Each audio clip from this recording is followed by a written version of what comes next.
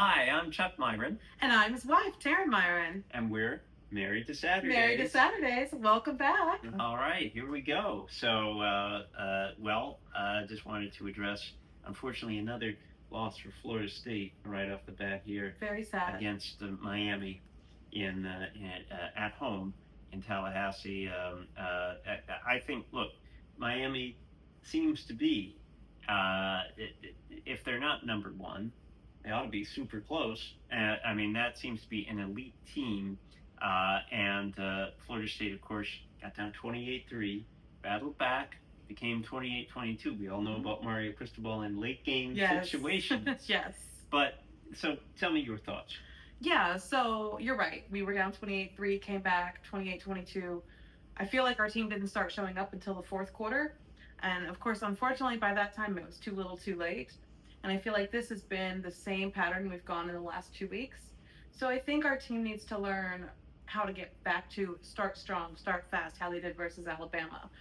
If they can do that, I think they're going to be okay the rest of the season. But we've got to stop these early penalties, early mistakes. And, we don't need 3 quarters to get the cobwebs out. We need to just start strong and start fast. For what they did in the fourth quarter, I thought it was good. And even despite our 2 losses, I still feel like we can compete with any team in the country. It's interesting that you say, you talk about starting strong, and you juxtapose what happened in the Alabama game, where Florida State jumped right out. Well, actually, Alabama started with 7-0, and then they jumped out. Right, yes. But they jumped on them in the first half. Yes. And in the second half, you began to see that push from Alabama.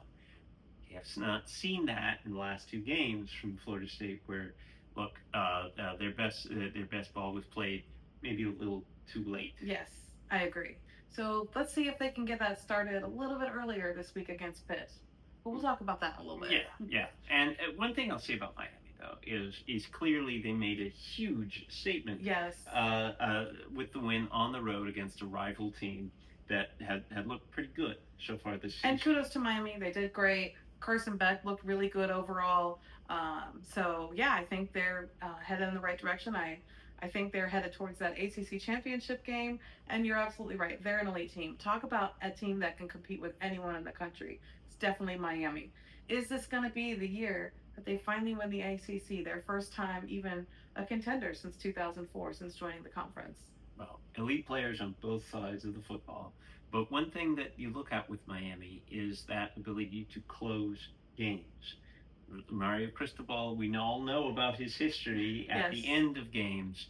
And like Georgia Tech 2 years ago. Right. And had that same situation in Oregon when he was coaching there. Yes.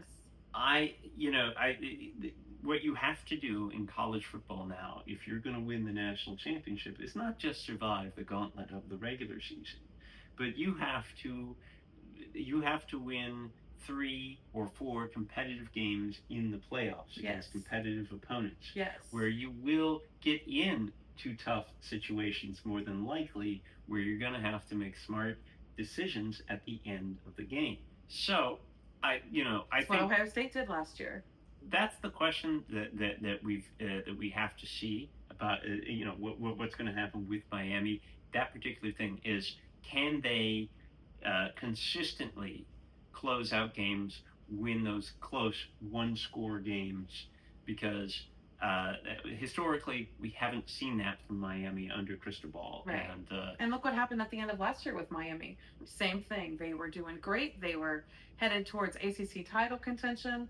And then those last few games they lost. Right. Because they couldn't close that gap.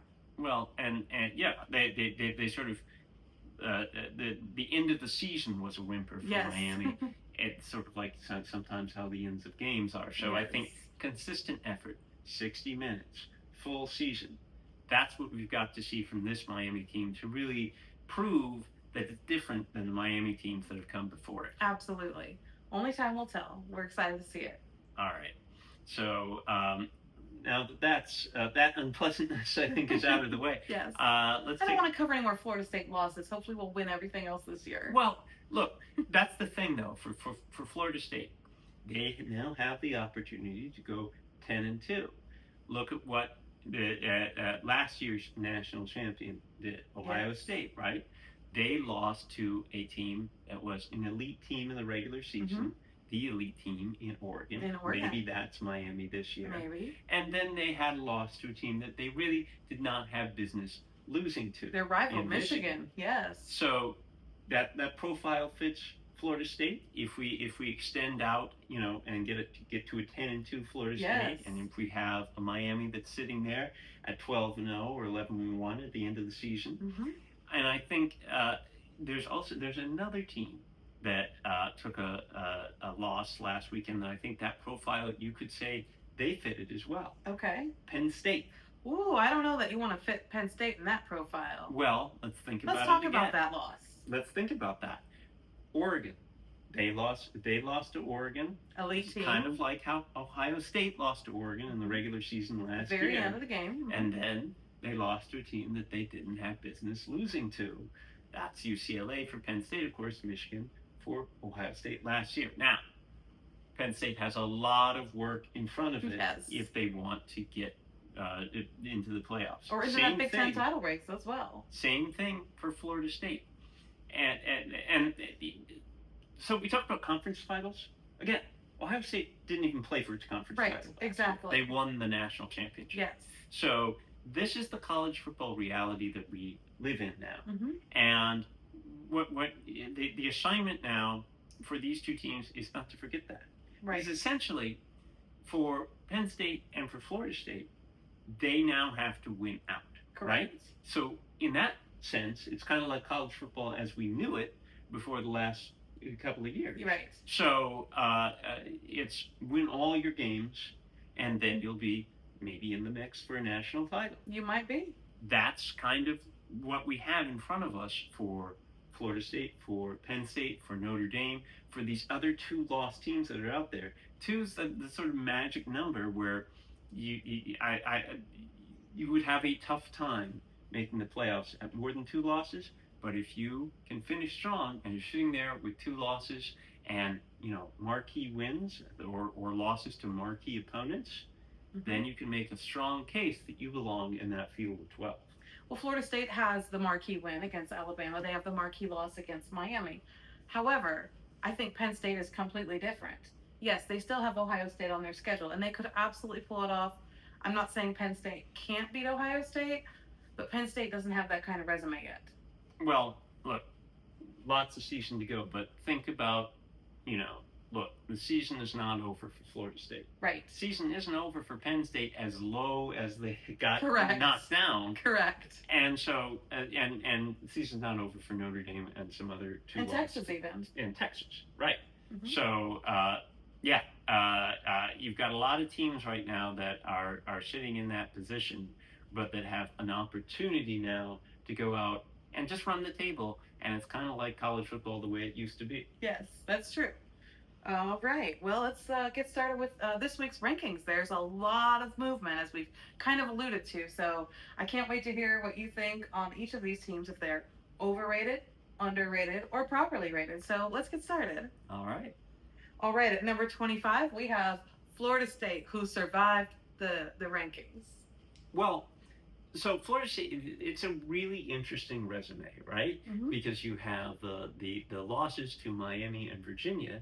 Loss to Miami doesn't look terrible given where Miami's ranked. Sure, and only a 6-point loss.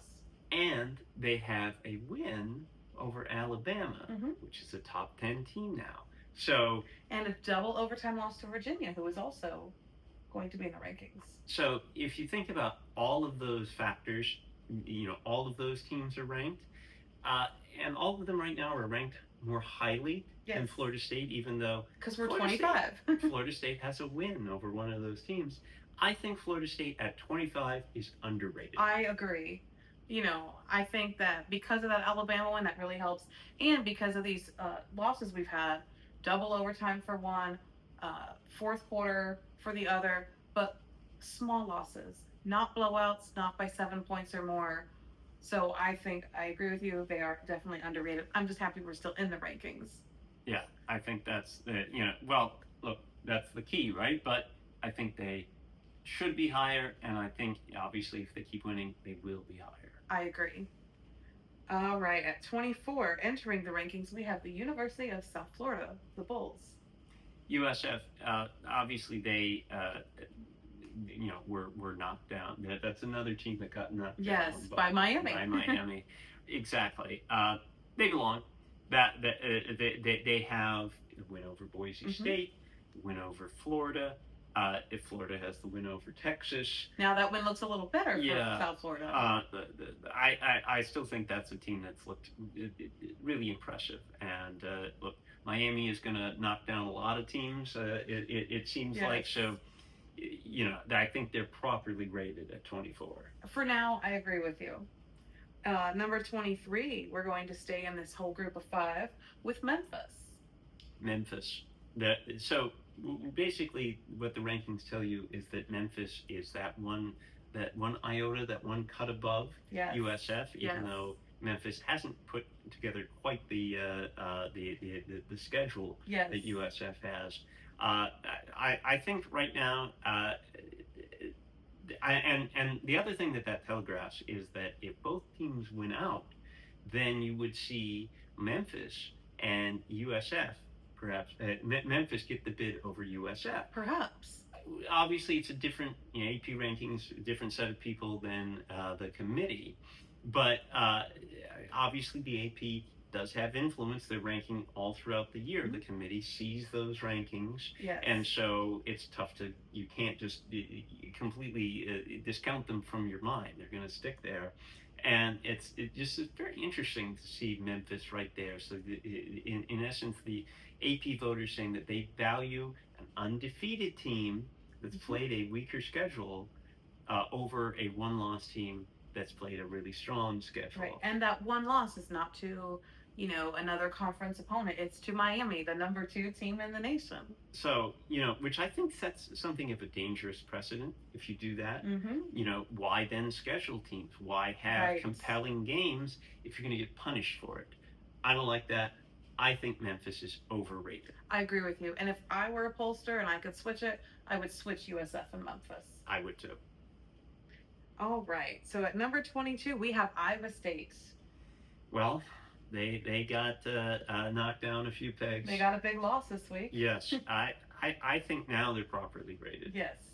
They were too high for a team that really sort of belonged in that Big 12 mishmash. Yes. The pack. Nobody's really separated themselves yet in the Big 12, so I think that's where they belong. And hopefully I'm going to hear a few more Big 12 teams right in this same stratification here. I think you might, starting with number 21, Arizona State, another Big 12 team. Properly rated, that's where they should sit. This is I think the Big 12's range right here. I agree. Again, we still don't know who the leaders are in the Big 12. I think that conference race is still wide open right now. Well, it is waiting for a team to just sort of run the table. Yes. It's waiting for a team to go through the conference schedule, distinguish themselves, and then get that bid. Right. All right. At number 20, this team took a loss last week. Vanderbilt. Well, look, Vanderbilt showed that they could hang with Alabama. It was a one-score game for much of that time. Alabama scored at the end to make the margin look a little bit worse than it actually was. I think Vanderbilt can compete at the highest levels of the SEC. Who would have ever thought we would say that about Vanderbilt? So this seems to be it seems to be not maybe an elite national championship level. No. Team, but a team that can be in that range for that, not that first or second SEC bid, not an SEC championship game type team, but maybe the third or fourth. So maybe those middle of the road, those lower ranked SEC teams, maybe not the elite. Well, not the lower rank, but the second tier. Yes. I think there's a second tier in the SEC where you have that third and fourth bid coming from into the playoffs. Yes. If the SEC is going to get 3 or 4 bids, we think about Vanderbilt as a team that can get that third or fourth bid. Absolutely. It's definitely there, especially if they run the table. It's Vanderbilt's another team that has everything in front of them. Tennessee is hoping Vanderbilt doesn't run the table. Well, they won't. At the end of that table is Tennessee. They won't. But Vanderbilt, again, still has everything in front of them with one loss. And if it goes your way, that would be another loss, at least a second loss to Tennessee at the end of the season. We'll see how they. Lots of football to be played before we get to that point. That's right. At number 19, we have Virginia. Well, look, Virginia. I think it's kind of hard to think about that Virginia without thinking about Florida State, right? So they have that win devalued to some degree because now Florida State has lost to Miami. But I think Virginia is still a very competitive team. They've announced that they are a contender in the ACC, or at least a contender to get that second bid into the ACC championship game. So I think they're properly rated where they are. Obviously, they're in front of Florida State. Probably should be. Absolutely. But Virginia is a team. I like where they are right there. I agree with you. Also, don't forget Virginia just beat the undefeated Louisville team last week. Exactly. So they did a great job. So again, making strides, and I wonder, could Virginia be a little bit underrated given what we know about them? I think they might be a smidge underrated. Yeah, I do too. So I'm gonna say underrated. So you're changing to underrated. Yeah. Okay. Yeah. Thank you for reminding me. Of course. Yeah. I'm all about the ACC. Imagine that. Why do I have a preference toward that? No idea why. Mm-hmm. All right, at number 18, let's go up the rankings to BYU. Again, that Big 12 stratification, that's where they belong. I agree. Yeah. So properly rated? Yes. Properly rated BYU. And there, you're going to have a little gaps of one or two teams in between Sure. These Big 12 teams, but this is where they should be rated. I agree. And number 17, we're going to go into the Big 10, which we haven't really been in on the rankings yet, which we haven't been. So 17 is Illinois. Illinois. They got a big game this week. Yes, they do. I think Illinois is overrated. I still look back to that Indiana loss, and they just got outclassed. They didn't lose. They got blown out. And you're right, outclassed in every way. And, they beat USC, but... Who is USC? You don't know yet. There's nothing too impressive about that. Right. I don't see Illinois as being a cut above those Big 12 contenders right now. So I think they're overrated. I agree. I'd put them in the 20s, maybe 22, 21, somewhere in there. Yeah. Why is Illinois better than Virginia? They're not. And I'm pretty sure if you put them two on the field today, Virginia would win, in my opinion. I think that'd be an interesting game. I really do, too. A lot of blue and orange. Could be a very interesting bowl game. Could be. You never know. All right. At number 16, we have Notre Dame.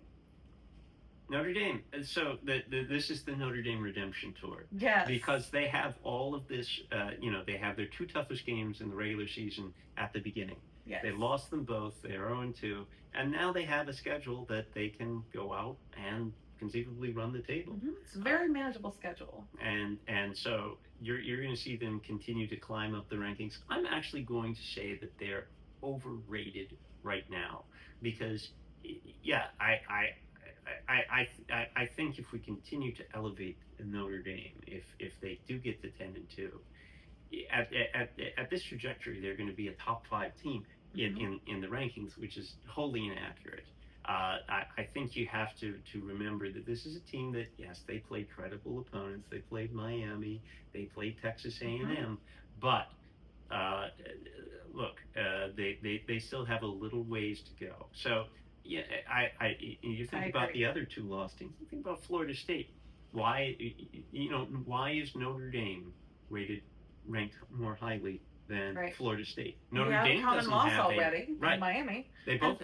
These are the only two lost teams in the polls that are ranked. They have both 2 losses exactly, and Florida State has a win over Alabama. Yes. Notre Dame doesn't have a win like that. No. So, why is Notre Dame? Ranked where they are, and Florida State ranked where they are. So, overrated. Overrated. I agree. All right, so let's get into the top 15. All right. Number 15, we have Michigan. Well, Tennessee had to give up that spot eventually. Well, we haven't heard Tennessee, so this is probably a good thing for Chuck. They were in there 4 straight weeks at 15. But, look, Michigan, I think they're properly rated. I agree with you. They've got the loss against Oklahoma, but Oklahoma's a good team, Mm-hmm. and since then they've continued to win. Not against marquee competition by any stretch of the imagination. But they're doing what they need to do. Exactly. Playing and winning against conference opponents. Exactly, and so it's interesting that you have Notre Dame and Michigan right there, sort of on that same line, Mm-hmm. because Notre Dame has 2 losses, and and Michigan has 1 loss, and they have very similar resumes. Right. Michigan doesn't really have a marquee win either. Right. I think their best win might be against Nebraska. Neither does Notre Dame. Mm-hmm. So, look, I think that is I would say Michigan properly rated, because I think Notre Dame is a little overrated. I agree. So I agree. Michigan properly rated. I agree. All right, number 14, we have Missouri. They've got a big game coming up this week that we'll talk about later. Yeah, Missouri.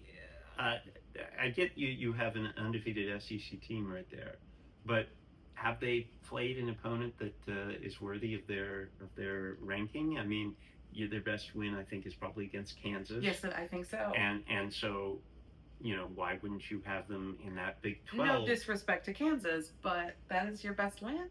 Right. So why wouldn't you have them in that Big 12 stratification? Yes. Look, this might be moot, because eventually, they're going to have to prove that they, belong. But and they'll start that Saturday with Alabama. Yeah, and they're going to have to, and that's the thing. So I think they're overrated. I agree for now. Yeah, Missouri, you have to respect an undefeated record, but it's who you play. I agree. It's who you play. Yes. Yeah. All right, and so we'll move up. 13, Georgia Tech. Georgia Tech, properly rated. An ACC contender. An ACC contender. Going to be very interesting to see. Look, at Miami runs the table. Mm-hmm. Who's that second team? Is it Georgia Tech? Maybe. Is it Virginia? Maybe. Maybe a resurgent Florida State? Maybe. Is it Louisville, still with 1 loss? Yeah. Look, there are so many possibilities right there, but Georgia Tech. Maybe Clemson makes a run back. Who knows? Certainly highly doubtful. It's certainly impressive. And one thing that Georgia Tech has going for them is that they have that game against Georgia at the end of the year. Yes. That's a tremendous opportunity for them to prove, hey, even if they don't win the ACC, and they beat Georgia, then you're saying, okay, then you've got an auto bid, mm-hmm. or not an auto bid, an at-large bid, yes, right there for Georgia Tech. This is a team that it's starting to look like they belong. Of course, I think so. A lot of football to be played, but yeah, they're properly rated. They look really good right now. All right, so number 12, team who did not play last week, is Tennessee. Congratulations, you went up 3 spots from being on the bye. Yeah. That's what happened to Florida State when we were on the bye, so I'm glad it happened to Tennessee as well. Well, that's the thing lots of things going on around Tennessee that shake that up. Surely. So Iowa State, Penn State, Texas. We'll talk about the Arkansas game, which they have coming up this week, a little later in the podcast. Yes. But, it's really interesting because Tennessee and Arkansas, if you look at points per game, points that they've scored, points that they have given up, that they're really similar. And so I think Tennessee has to be on alert this week. New coaching staff coming in for Arkansas. Yes. So just you have to watch out there. But I look, Tennessee belongs. They showed us they were a hair's breadth from beating Georgia. Mm-hmm. And they would be a lot higher if that happened. And so they've got a gauntlet coming up. They've got Alabama. They've got Oklahoma on the schedule ahead. We'll find out about Tennessee, but yeah, this looks like they're properly rated where they are. For today, I agree with you. All right, at number 11, we have LSU. Now, here's another team with some losses on its resume now, right? Yeah, with 1 loss. Yeah, but the win over Clemson. I think is completely devalued as of today. Yeah. So Tennessee doesn't have a win like that. I mean, Clemson did just house North Carolina, but again, that's North Carolina. North Carolina, very, very messy situation there. Yes.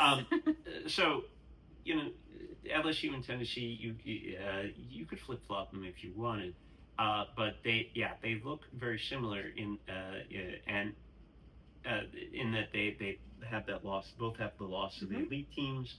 Don't have another win to sort of prove their mettle. Right. Which they certainly will get opportunities. They both have a big SEC gauntlet coming up, so. And Florida does, and LSU does have the win over Florida. Right. And Florida might be at least a viable team. Maybe, we'll see. They've got a tough schedule. Yes. But one of the toughest in the country. I think I do give the edge to LSU right now, just based on that win against Florida. Although. Right. Is Florida better than Mississippi State? We'll get a chance to find out. We might find that out. Yeah. That's true. All right. So properly rated, we're going to stay in the SEC and get into the top 10, and number 10 is Georgia. Georgia. Well, so this is interesting. It's an interesting place to rank Georgia, I think. Georgia has that win. They have it over Tennessee. They have a loss too. So they're like LSU and Tennessee. But the difference is they have that win. They have that win over Tennessee. By just a little bit over Tennessee. And I think that shows you that win is just a little, because they're only ranked 2 spots higher than Tennessee. So properly rated. I think in Georgia, LSU, Tennessee, they're all properly rated. I agree.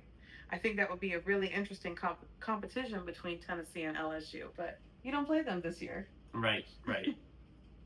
All right, so we're going to go with number 9, and that's Texas Tech. I'm not sure why Texas Tech is here. I'm really not. Well, they are undefeated. I mean, you could say the same. BYU's undefeated too. I believe they are. So what has Texas Tech really done that BYU has? They beat Utah. Okay. I think that's Texas Tech's best win. I believe.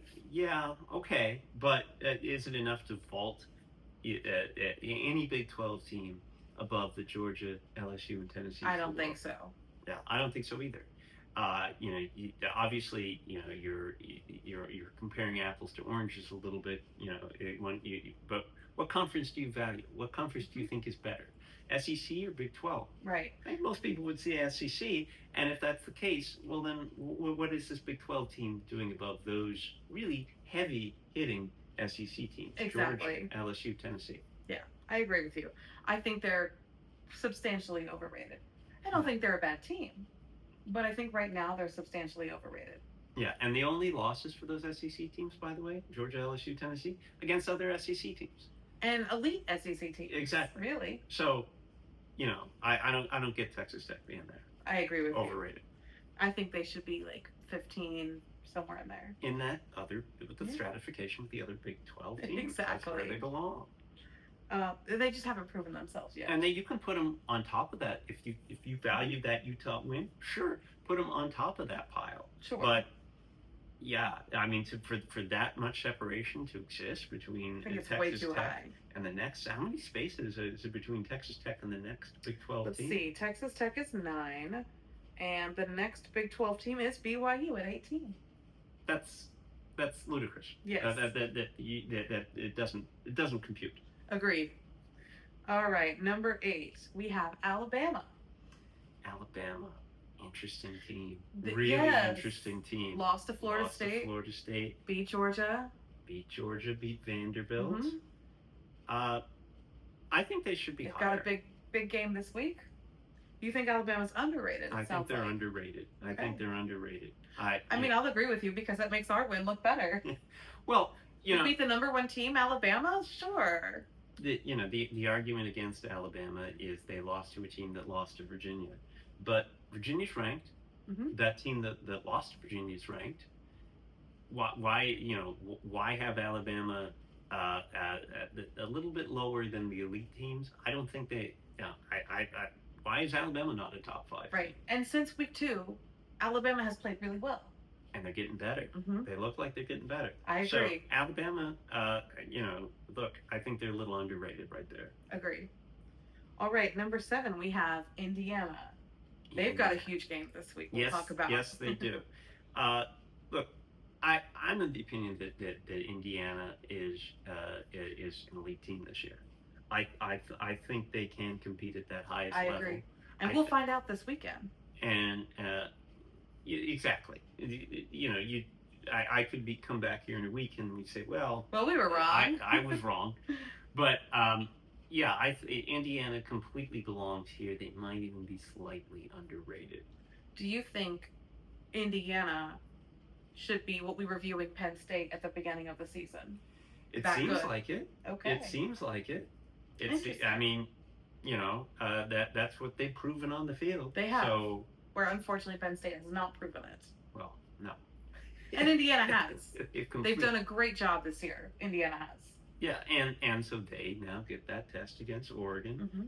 Penn State did pass that test. Can Indiana do what Penn State did? And then we're going to find out. Hey, wait a second. Maybe that hype should have been around Indiana and not Penn State. That's right. And we'll talk about that more in the podcast later, a little later on. All right. So number 6, we have Oklahoma.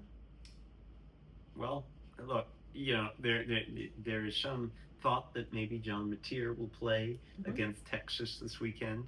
Of course, now Texas isn't isn't quite the colossal clash that it might have been now that Texas has lost to Florida. Mm-hmm. And if Mateer can play, it's really interesting. This is a really risky game for Oklahoma. If Mateer can play but he's not at his best, and Texas springs the upset again, an angry Texas team, a team that is in want of redemption, then that really would hurt, I think, Oklahoma's standing in the eyes of the committee. Mm-hmm. So I think Oklahoma has to really watch out. Now, if Mateer is not there. But do you think that this team how's their ranking? How do you feel about their ranking? Well, I think they're properly rated. I think this is where they should be. I disagree with you, actually. I think they are overrated. I think Oklahoma just took advantage of all the other top 10 teams losing last week. So that's why I think they're number 5. Yes, Oklahoma has looked good. They have the nice win against Michigan. But have they played anybody else? Well, I think they should be a little lower. I think they should be. How much? I don't think they're better than Alabama, for example. Yes, Alabama did lose to Florida State, but I don't think that Oklahoma should be ranked higher than them, as an example. It could be. I mean, they don't have they don't have a resume that makes you go, wow. Yeah. They've won all their games, and they have. Apart from that Michigan win, what do they have there that really stands out? Nothing. And Texas, if they beat them, then how does that stand out? Yes, exactly. Texas is an unranked team, so. Right. Okay, well, let's get into that top 5. All right, so number 5, we have Texas A&M. Texas A&M, they've got the win over Notre Dame. Mm-hmm. What else do they have? Well, they've got the win over Mississippi State, as does Tennessee. Mm-hmm. Mississippi State's look competitive. Didn't really look quite as competitive on the road at Texas A&M as they did at home against Tennessee. I think they profile little similarly to Oklahoma. Mm-hmm. I think you could say the same things about Texas A&M that you do against about Oklahoma. Mm-hmm. In that, they've got a nice win over Notre Dame. They have a nice win over Notre Dame, and Notre Dame and Michigan are right there next to each other in the poll. But I think Notre Dame's overrated, as I said. Yes. Why not? Okay. So to your notion that I would actually flip maybe Oklahoma and Texas A&M. Interesting. You could. I think it makes sense that they're right there next to each other. I agree with that. So I said Oklahoma properly rated. I'm going to say Texas A&M properly rated. All right. Well, I guess I'll agree with you. I don't know. I'm still not sure. But the season is still flowing, so we'll find out more as the season goes on. We shall see. All right, at number 4 we have Mississippi Ole Miss, Well, the big win over LSU a couple of weeks ago. and their undefeated SEC team. That's really hard right now to be an undefeated SEC team. With a quarterback who is late of Ferris State. Yes. Yeah, what a great story Mississippi could be Yes. if they can keep going on. What distinguishes them from the teams right under them, of course, is the value of that win against LSU. Right. That's what stands out. And so, And unlike Georgia, who has the win over Tennessee, which is a very similar team to LSU right now, Mississippi doesn't have any losses. well, remember Mississippi and Georgia next week. Yes. So Monster game. that is a if monster they can game. both win out this week. Win this week. All right, number 3. Let's get to that top 3. Now, this top 3 are real interesting because I think you could make a case for any of these 3 teams to be number 1. So, at number 3, we have Oregon. They went down a spot. Well, that win over Penn State really devalued now. Yes.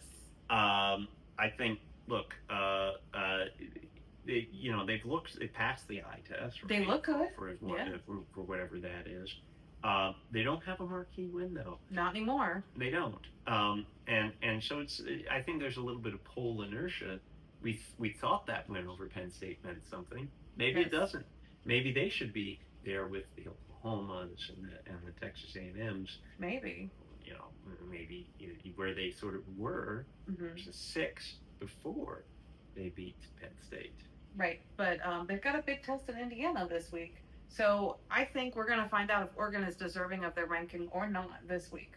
We'll see. Either way. Yeah. I think they're a little overrated where they are. I agree with you. Number 2, now so I will back up and say Oregon received 5 first place votes. This next team is number 2, who received 21 first place votes, and that is Miami.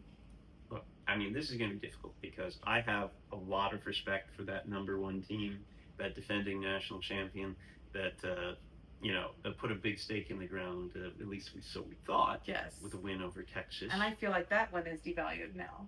But that win was by two plays, as we talked about. And Miami has just, they've looked so impressive. Right. Wins over Florida, USF, Florida State now. Florida, they beat Florida. They beat Notre Dame. Notre Dame. So not. Maybe those teams aren't contenders. Of course, it's hard to say that anyone's a contender with a loss right now. You can't say.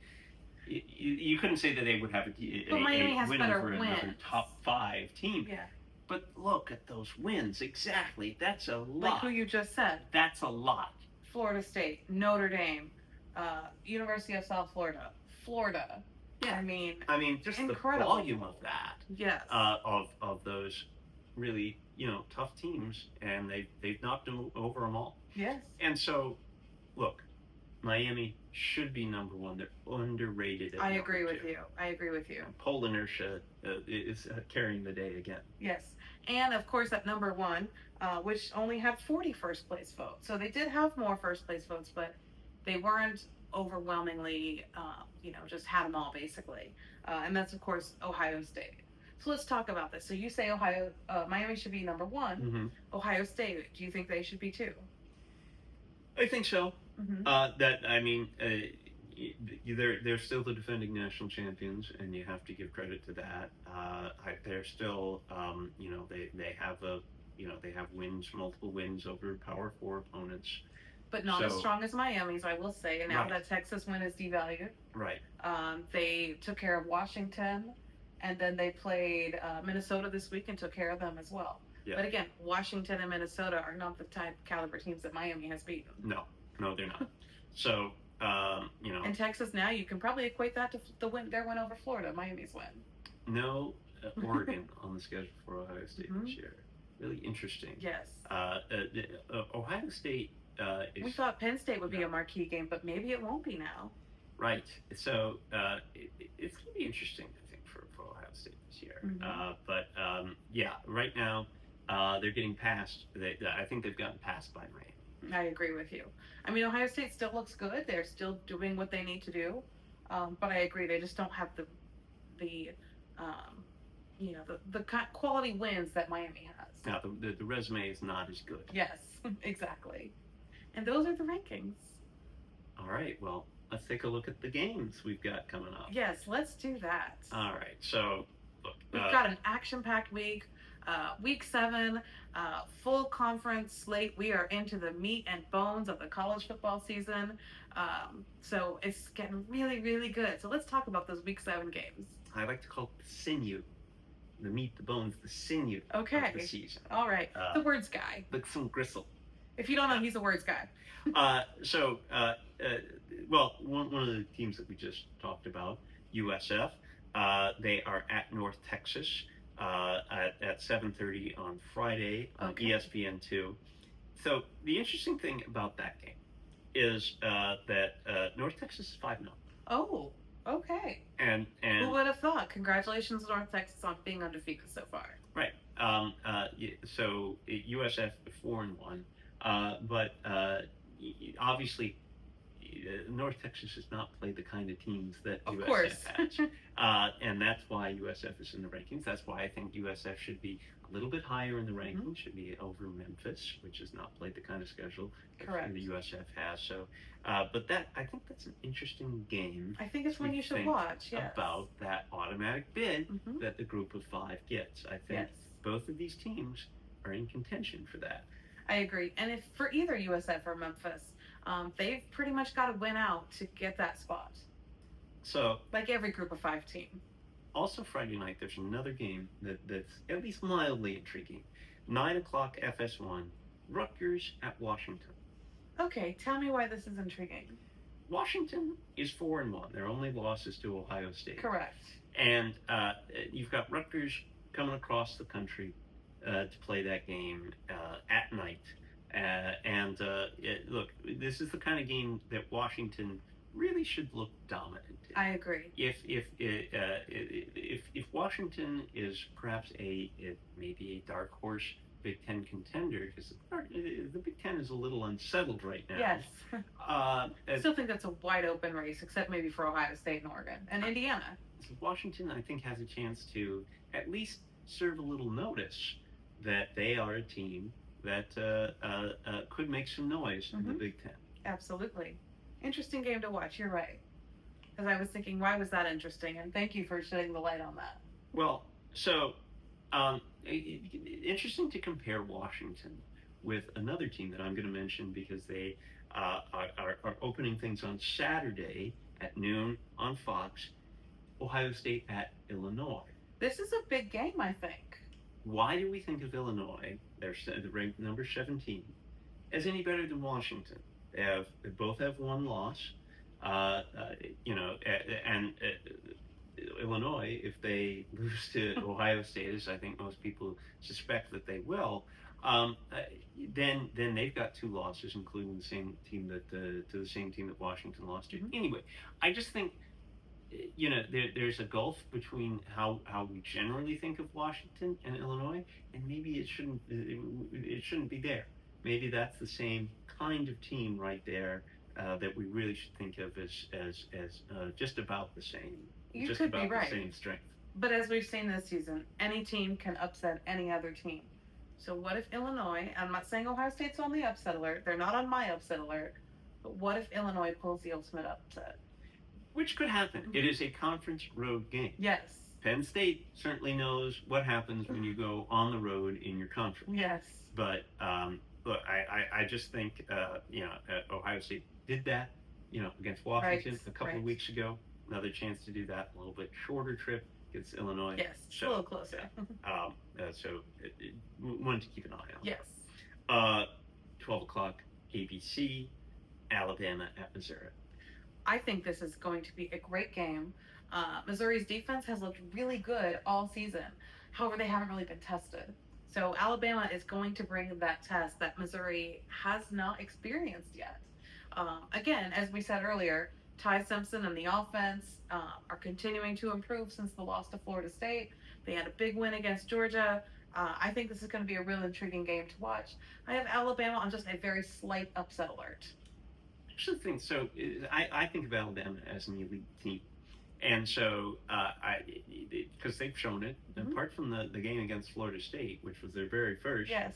they have had the look of an elite team. So, conference road test, again, just like Ohio State going on the road, Right. Alabama's got to go on the road. I expect Alabama will take care of business. I don't expect much of a fight. I think this is an opportunity for Alabama to assert itself as an elite team. And they should. And of course, as a Florida State fan, I will be rooting for Alabama. Well, speaking of Florida State, they'll be playing at noon as well. Yes. On ESPN against Pitt. Yes. This is Pitt. I don't think has done as well as expectations were at the beginning of the season for them. And originally, when I predicted Florida State's ceiling at 6-6, hey, we're 3-2. We already have one more win over last year, so it's already an improvement. But let's please not go 3-9, guys. I don't think we will. Anyway, I did originally pick that Pitt was going to be one of those losses on a 6-6 team. However, I think Florida State will take care of business. Well, a second straight game at home in Tallahassee. Now you have a Florida State team that looks, had some momentum at the end of that Miami game. They did. And, I think this is an opportunity for them to carry that forward against a Pitt team that, my goodness, I mean, they've had a roller coaster of a season so far, blowing a 17-0 lead against Louisville and, losing to West Virginia. I think, really interesting game, both 3-2 teams right there. But I think you have to say that this is Florida State's game to lose. Agreed. And again, Florida State, as I said in the previous 2 weeks, have not started fast, and they got to start strong and start fast this game. And I think that will be the key to their win. Can't overlook their opponent. Absolutely not. I think they overlooked Virginia. Yes, they absolutely did. And that, And honestly, I think Alabama, that happened to them. They overlooked Florida State.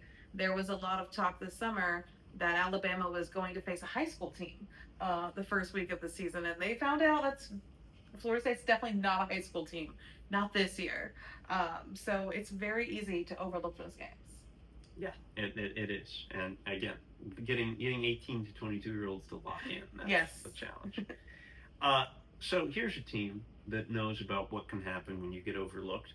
UCLA. Oh, yes. At Michigan State, 12 o'clock, so 9 a.m. Pacific time. Early game for UCLA. 12 p.m. Eastern time, Big Ten Network. Okay. Interesting game. We'll see if UCLA can keep that win streak going. Right. Of 1. Yeah, exactly. See if they can make it 2. Well, what an interesting season it's been for UCLA. Oh, yes. Yeah, in so many ways. We could probably do a whole podcast just on UCLA's season. We don't need to touch on this one too much, but Stanford is at SMU noon on the CW. SMU's, that was the team that was favored to win the ACC going into this conference title game last year. Now sitting there with 2 losses, kind of forgotten about. But again, as we talked about at the beginning of the podcast, 2 losses. You can run the table and be a really intriguing team when we get to playoff selection time. So I think this is a really interesting game for both teams. Yeah, absolutely. Somebody is going to lose. Well, Stanford already has 3 losses, so they're I think that out of it, and we don't certainly think of Stanford as a team that can, pull a Lazarus here. Yes. But I think SMU has an opportunity here to kind of right a season that has gone a little off track. And they need to start with that win over Stanford. They need to get that win. At home, too, in Texas. So, also at noon, UCF is at Cincinnati. A 2-loss Big 12 team against a 1-loss Big 12 team. Again, looking for some team to distinguish itself in the Big 12. Same thing to be said. Houston at 4-1, a 4-1 Big 12 team at a very disappointing 1-4 Oklahoma State. That one very disappointing. 12 o'clock TNT. That's another team we could do a whole podcast on their season about. And also in that window, Washington State with it carrying 2 losses at Mississippi. So Mississippi stepping out of conference. Out of conference. It's an interesting time of year to be stepping out of your conference.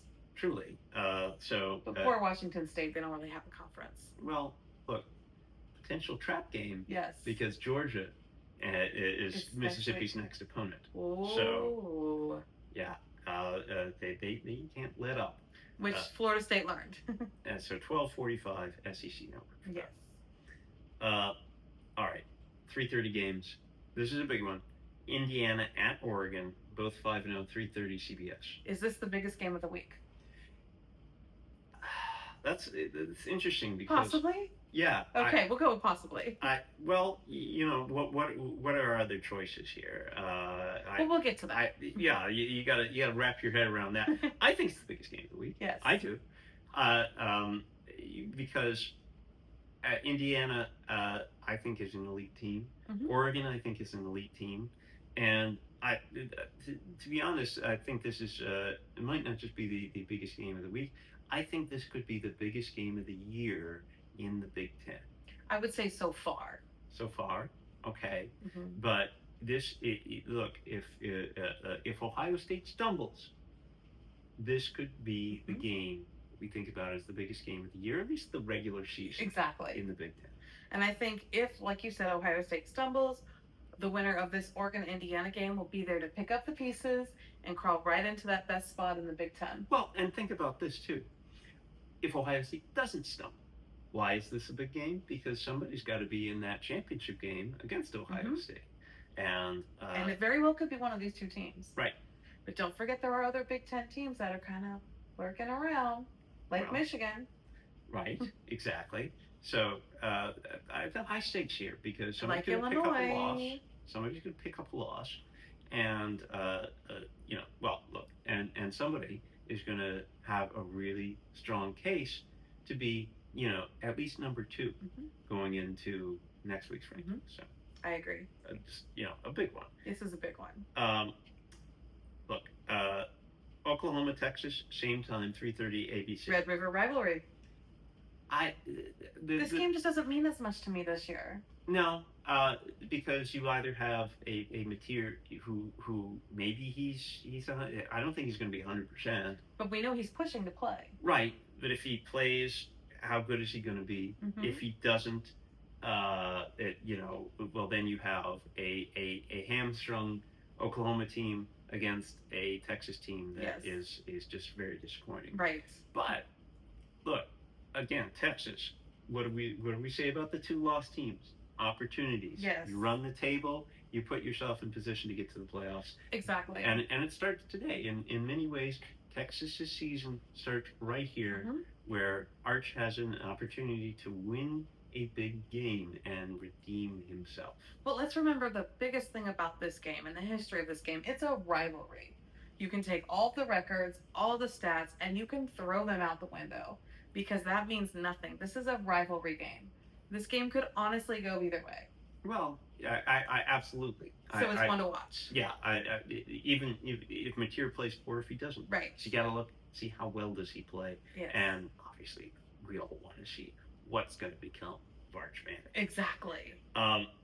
So the journey of Arch Manning. 3:30 at the same time. ACC Network, another team that has been impressive, maybe not quite as impressive as Oklahoma, but an impressive team. Georgia Tech.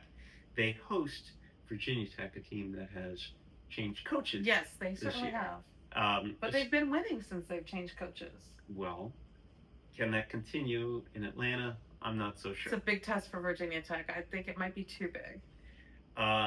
So 3:30 Peacock, Notre Dame hosts NC State.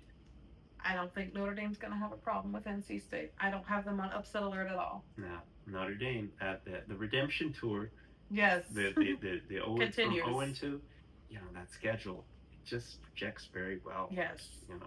NC State is, that's symbolic. It's representative of the kind of schedule that Notre Dame has. Absolutely. But don't forget, Notre Dame has at least one more big game down the stretch, and I would say it's against Navy. But one to watch. Well, when Navy is the biggest game that you've got left, USC is there too. Yeah, USC is. Yeah. But Yeah, Notre Dame is in a really good position. Yeah, agreed. Iowa State, now a one-loss team in Yes. the Big 12, to Colorado, 3:30 ESPN. Always interesting anytime Colorado plays, regardless of their record, because why? Everybody wants to see Coach Prime. Right, and of course, best wishes to Coach Prime. I know some health struggles there. Yes, some blood clots in his legs, and Coach, we just wish you the best. Well, it speedy recovery. It could be an emotional crest, if the players say, "Hey, let's win it for Dion, let's win it for Prime." So we'll see. Yes. Okay. Here's a team that could use a get well situation. That's Penn State. How did I have a feeling you were going to say Penn State? At home against Northwestern at 3:30 FS1. Now, I think this is actually a really intriguing matchup because now Northwestern and Penn State have both played UCLA. They have a common opponent. Northwestern beat UCLA. Penn State did not. So I think that's kind of just an interesting little tidbit between these two teams. Well, they have two common opponents because they both also lost to Oregon. That's correct. So, they're two losses. Both are two-loss teams, and they're both to the same teams. Now, Penn State's lost 2 in a row. Let's hope they don't lose another one. Well, has Notre Dame beat UCLA, so their two losses aren't to the same teams. So, Correct. Yeah. Well, look, we're going to find out about Penn State. A little bit. But you got to remember, their only wins are against Nevada and FIU and somebody else who is not very good. I think Villanova. Yes, the basketball school. Yeah. So look, I think a lot more eyes than we would think, are going to be on this game. I know my eyes will be on this game. Yeah, it's an interesting one. Yes. You also at the same time have 3:30 Big Ten Network, Nebraska and Maryland, two one-loss teams. Interesting. Yeah, in the Big Ten. They're also kind of waiting to see what happens in that elite Big Ten and, see if somebody can pick up the pieces. Maybe Nebraska or Maryland. Nebraska's only losses to Michigan. Well, look, and Maryland had a 20-0 lead in their game last week. Well, that's true. So Maryland, this is a they lost to Washington, and who's proven to be competitive this year. They're a competitive team. Is either of these teams, Nebraska or Maryland, in that sort of sleeper zone there with Washington? I think Nebraska might be. Yeah. But I guess we'll find out this weekend. We'll see. Yeah. We'll see. Interesting Big Ten game. Mm-hmm. I agree. 3:30 CW, Wake Forest against winless Oregon State. Oregon State might be the worst team in the FBS. And we thought it was UCLA. Well, that certainly didn't happen. I don't think Wake Forest is going to have an issue here. Wake Forest has not been great this year. They've not been good. But I don't think there's going to be a problem. And I got to root for my ACC. 2-loss Wake Forest, 6-loss Oregon State. Ooh, ouch, Oregon State. All right, 3:30 Fox, TCU, a 1-loss Big 12 team. How many of them are there? A lot. So many. At a 4-loss Kansas State. I don't think we're going to have to worry about that one. Well, Kansas State, talk about a lost season. Yes. Some thought, well, is that a Big 12? They could contend for the Big 12 championship, and they've proven they are not going to be contending. Not happening. I think they're already out of that race. Eliminated from the playoffs is Kansas State. With that, yeah, it goes without saying. So you get into then, the 4:15 game, of course, the one that I'm going to be looking at, Arkansas at Tennessee. Of course. 4:15 SEC Network. And I think this could be a potential trap game for Tennessee. We don't want Tennessee to just look forward to Alabama the following week, so you got to take care of business at home against Arkansas. Well, they've had 2 weeks to prepare for this. 2 weeks. Of course, the film that they have is from previous coach now, Sam Pittman out, and Petrino in. Yes. So, and we know Petrino does all kinds of weird things. Yes. So, and you can't always prepare. Field. Yes. Can't always prepare for that.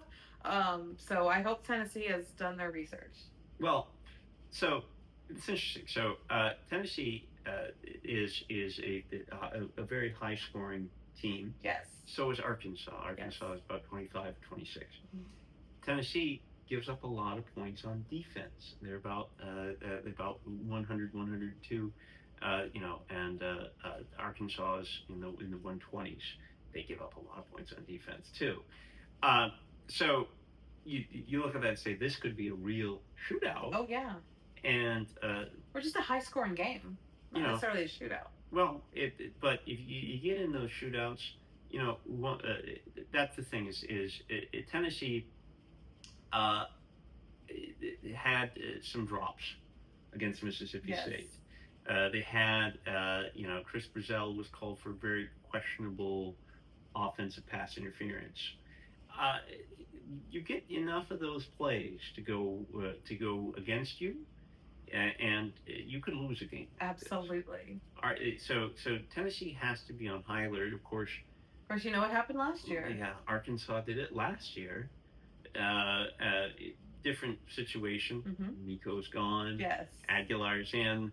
But I think this is an opportunity for Tennessee to cut down on those mistakes, cut down on those on the drops, cut down on the on Aguilar throwing perhaps a bit too fast and too high. Yes. Cut down on the defensive lapses. Start running the ball better, more consistently.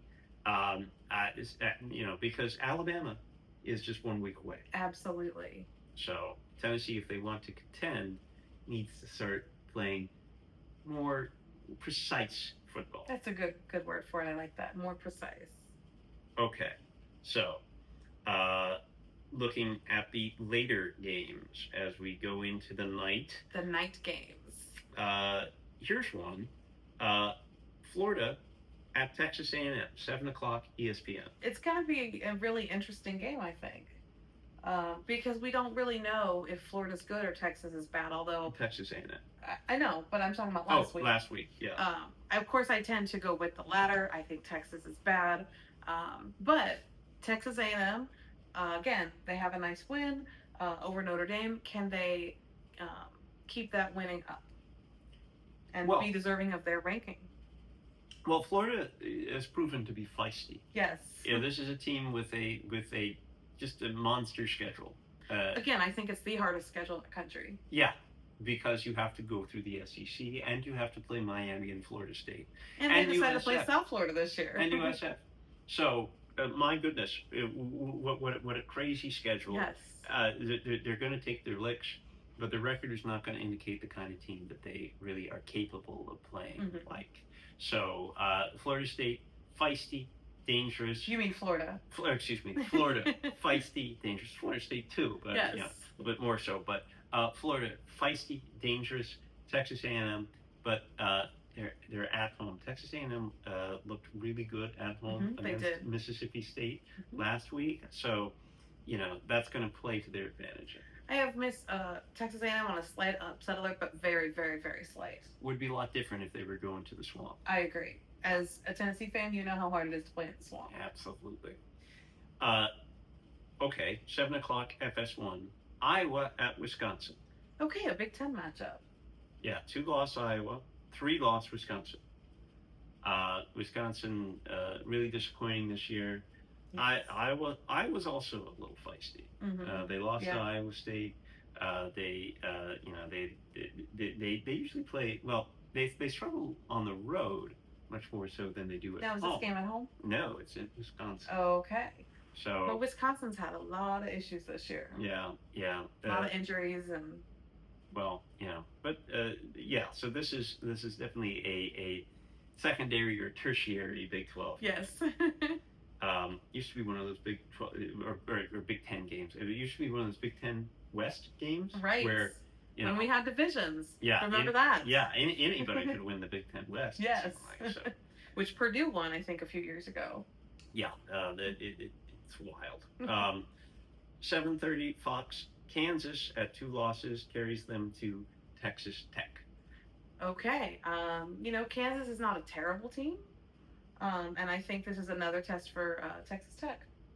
Yeah. Well, I think Texas Tech, but they're at home. Mhm. Look, if they're truly the ninth best team in the Yes. country, They won't they have a shouldn't problem. have any problem with Kansas. But we'll see. Well, remember, Texas Tech spent so much money in the offseason, and we don't talk about this a lot, but they spent so much money in the offseason to get a lot of good players. Especially on defense. Yes, especially on defense. My favorite comment from the whole season is somebody said Texas Tech spent so much money, they thought they were going to buy Micah Parsons.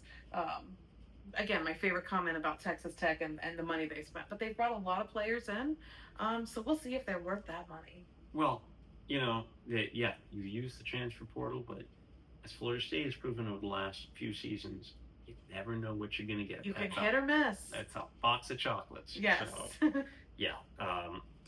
Also at 7:30, Georgia is at Auburn, ABC. Ooh, is this a trap game for Georgia? You think so? Is it? I'm asking. Well, obviously Mississippi looms. Auburn's a rival. Yes. They've got to go to Auburn. Oh boy. I think it very well could be. Mm-hmm. I think this is a danger spot for Georgia. I think I have Georgia on upset alert on that week for Saturday. Again, not as strong, not as slight, just kind of in the middle. But Georgia, still a team I think with the loss to Alabama in their minds, maybe that keeps them a little more focused than they otherwise would be. Right. All right. Also at 7:30 on NBC, you have Michigan at USC. Now, I actually think this is a really intriguing game. Michigan has to go all the way to USC, and that's always hard when you have to travel the country. And I think USC is a little angry because they have a couple of losses. Oh, they have one? Or they have one loss, excuse me, and that's the one in Illinois. Mm-hmm. So I think this is a very evenly matched game. I have Michigan on a slight upset alert. Sorry to our friends who are Michigan fans. He knows who he is. But I think they're on slight upset alert. But it's going to be a great match. I think it's very evenly matched. So I'm really interested to see this game. Well, I think this is actually so quietly. I think it's one of the better games of the day because these are two teams that could contend, for a dark horse. Mm-hmm. Let's talk about who is the Big Ten dark horse. Now that Penn State may be dropping back to the pack, who can go get one of those bids? We really know that the Big Ten is going to get 3 or 4 bids. They could get Michigan. They got 4 or last USC. year. Could get that 3rd or 4th bid. Michigan or USC. They could. So we think about Oregon, Ohio State, Indiana. Is there a 4th team in there? Well, maybe it's one of these two. Maybe it's one of these two. Maybe it's Illinois. No. Maybe it's somebody else. Yeah, maybe. Chuck, you're not real high on Illinois. I'm not. But again, that's a team that entered with a lot of hype in the preseason. Hasn't really borne that hype out. I agree.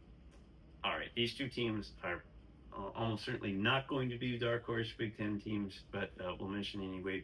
Purdue, 3 losses at Minnesota, 2 losses, 7:30 Big Ten Network. Okay, again, as Chuck said, not in contention, but great conference game. We're in the meat of the season where we're seeing a lot of conference games. Yeah, and an old rivalry. Yes. So, these are two teams that are not going to be dark horses in the ACC, even though we thought one of them was a favorite. That's Clemson. I say Clemson Carries 3 losses to Boston College, 7:30 ACC Network. Okay, well, remind me of Boston College's record. 1-4. Okay. I never thought I'd say that. That's a battle of 2 bad ACC teams. 2 sub 500 ACC yes. teams. Look, that's all you can say about it. Clemson. I will be watching for ACC interest, but other than that, nothing. Well, look, Clemson sneaked up on people last year. Maybe they'll have another stretch run, do it again. Doesn't seem like it. I mean, they could. They've already started with the win at North Carolina, so we'll see if they can keep that win streak going. You're eating plankton at this point. Well, yes. This is a small beginning, perhaps, but we'll see. 7:45 SEC Network, South Carolina. Speaking of the Palmetto State, with 2 losses at 1 loss LSU. Actually, I think this is going to be a better game than people think. I do too, because this was a great game last year. Yes. South Carolina playing at home got up 17-0, couldn't hold the lead against LSU. So that may stick in Lenore Seller's mind. Yes. As he and the Gamecocks go to Death Valley, very tough place to play, and it is at night where it's even worse. Yeah, even worse. Even for South Carolina. Yes. Even tougher. Yes. But I mean, it's certainly a challenge. I'm not saying it can't be done, but I don't think South Carolina can put it together. They have definitely fallen short of expectations this season. But we'll see. If LSU wins, this would not be the first team from that Palmetto State that they've beaten this year. Right. They could be the football champions of South Carolina. Right. Well, they are Tigers, so the Tigers have won in that state before. So South Carolina is an interesting team in the respect that this was a team that had playoff aspirations coming into the season, and they narrowly missed the playoffs last season. They have 2 losses now, as do Texas, and Penn State, and Florida State. And a lot of teams, and Notre Dame. Again, you have an opportunity to go and just win all your games. Difficult as it might be, especially in South Carolina's case, because they got to do it in the SEC. Yes. But it can be done. It's not impossible. So, if that happens, what a major upset.